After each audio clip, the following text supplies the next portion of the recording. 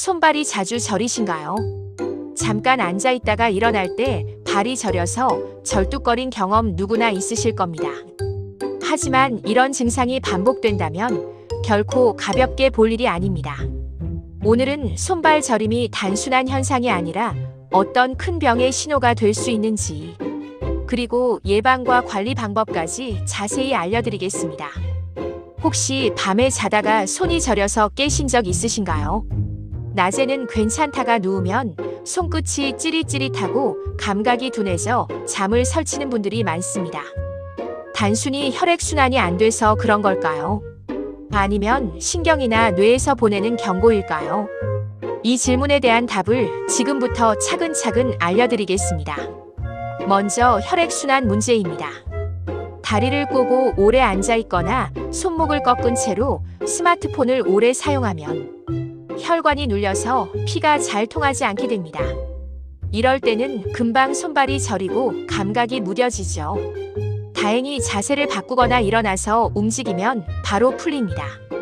그래서 대부분은 대수롭지 않게 넘어갑니다. 하지만 이런 생활 습관이 반복되면 혈관이 약해지고 심혈관 질환 위험으로 이어질 수 있습니다. 특히 고혈압과 당뇨가 있는 분들은 더 조심해야 합니다. 그 다음은 말초신경 문제입니다. 대표적인 질환이 손목 터널 증후군입니다.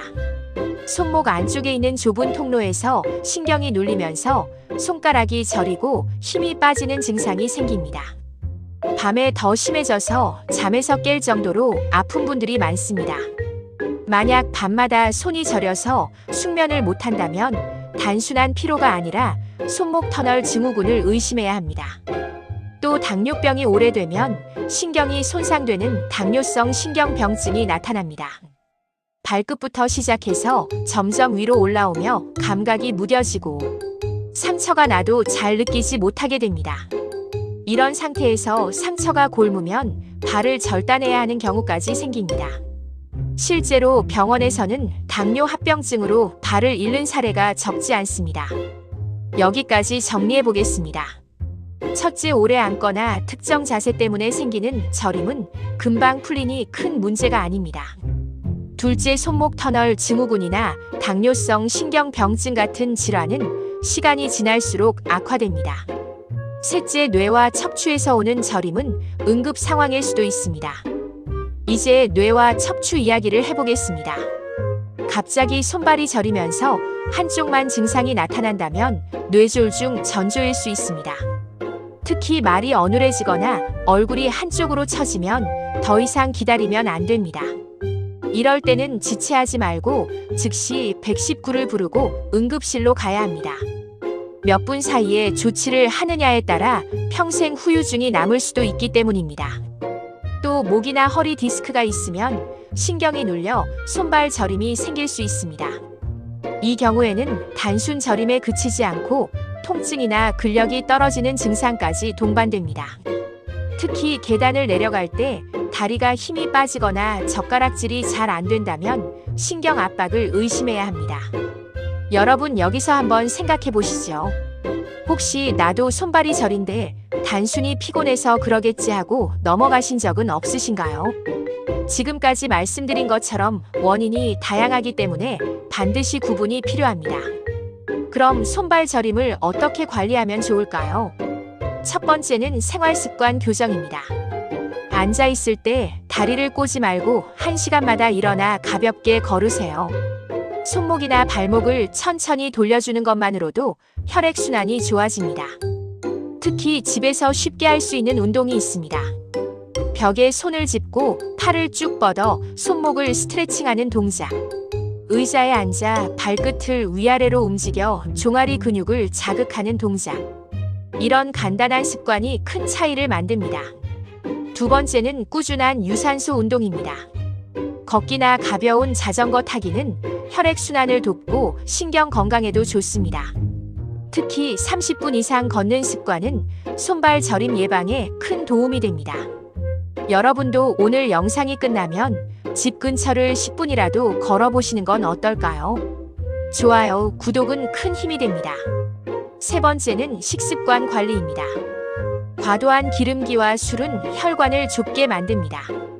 반대로 등푸른 생선에 들어있는 오메가 지방산은 혈액을 맑게 하고 혈관을 유연하게 해줍니다.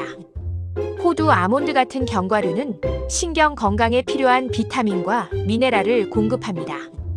또 비타민 B군은 신경을 보호해주기 때문에 음식이나 영양제로 보충하는 것도 좋습니다. 물을 충분히 마시는 것도 중요합니다. 하루 1리터 이상은 꼭 섭취해서 혈액이 끈적해지지 않도록 하세요.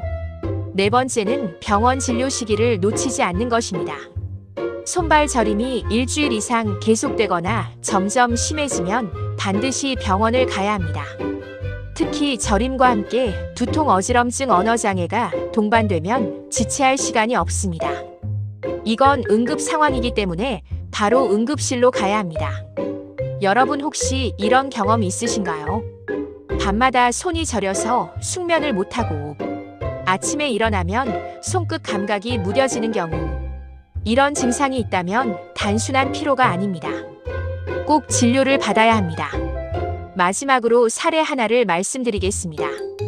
60대 남성 한 분은 손발 저림이 있어도 대수롭지 않게 여기고 몇 달을 버텼습니다. 그러다 갑자기 쓰러져 병원에 갔더니 뇌졸중 진단을 받으셨습니다. 반대로 70대 여성 한 분은 손발 저림이 심해져 바로 병원을 찾았고 초기에 척추 협착증을 발견해 수술 없이 치료할 수 있었습니다. 조기 진단과 대처가 이렇게 큰 차이를 만듭니다. 지금까지 손발 저림의 원인과 위험 신호 관리 방법을 말씀드렸습니다. 결론은 단순 저림이라고 방심하지 말라는 겁니다. 생활 습관을 고치고 조기에 진단하면 큰 병으로 이어지는 것을 막을 수 있습니다. 오늘 영상이 도움이 되셨다면 좋아요, 구독은 큰 힘이 됩니다. 앞으로도 시니어 건강에 꼭 필요한 정보를 전해드리겠습니다.